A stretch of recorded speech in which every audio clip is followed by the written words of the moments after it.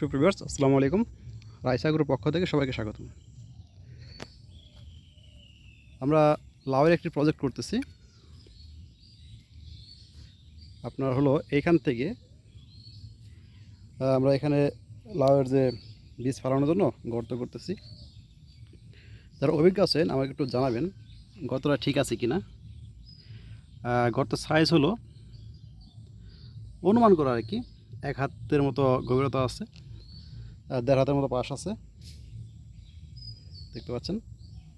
আমরা ঠিক এখান থেকে ওই যে মোটামুটি লম্বাভাবে 5-6 ডিসিম জায়গা সম্পূর্ণ লাউয়ের চাষ করবো আর কি।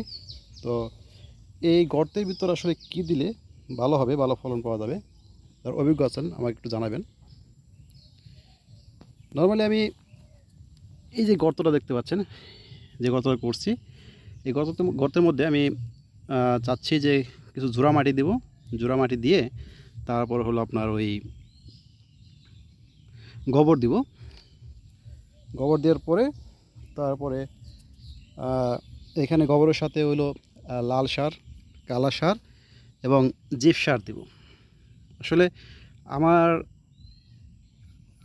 আসলে আমি যে জিনিসগুলো দিতে চাচ্ছি এই জিনিসগুলো আসলে কাজ করবে কি না আপনারা একটু জানাবেন, যেহেতু আমি একদম নতুন খামারি এবং কৃষিকাজে আমার তেমন অভিজ্ঞতা নাই, সবেমাত্র শুরু করেছি। এটা আমার প্রথম প্রজেক্ট। এখানে কী কাজ করলে বেশি ভালো রেজাল্ট পাওয়া যাবে, যেহেতু আমি নতুন, আপনারা যারা অভিজ্ঞ আছেন আমাকে একটু জানাবেন। আর মাটি এখানে দেখেন, মাটিগুলো খুব হার্ড, খুব শক্ত মাটি, লাল মাটি, একদম একদম রস নয় বললেই চলে। দেখতে পাচ্ছেন না, একদম খড়খড়া মাটি আর কি। আর মাটি দেখেন এখানে কিছুটা আহালও আছে। তো মাটির যে একদম উর্বর তা না। এই মাটির উর্বরতা ফেরানোর জন্য কী কী কাজ করা যেতে পারে অনুগ্রহ করে আমাকে একটু জানাবেন, কমেন্ট অবশ্যই বলবেন। আমি চাই মোটামুটি 40টা গর্তে আমি প্রায় 120টার মতো লাউ চাষ, 120টার মতো চারা রোপণ করবো লাউয়ের। মানে প্রথমে বীজ ফেলাবো, তারপরে সেখানে চারা থাকবে আর কি। 120টা চারা থাকবে। মানে 120টা চারা আমি কীভাবে করলে বেটার হয় আমাকে একটু জানাবেন। আর এইখানে এই গর্তটা কীভাবে প্রস্তুত করলে ভালো হয়, যারা সরাসরি লাউ চাষে অভিজ্ঞ আছেন তারা আমাকে একটু জানাবেন যে এখানে কী কী সার অ্যাড করলে ভালো রেজাল্ট পাওয়া যাবে।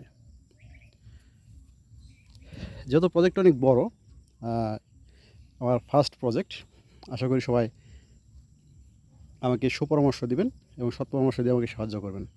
ভিডিওটি দেখার জন্য ধন্যবাদ।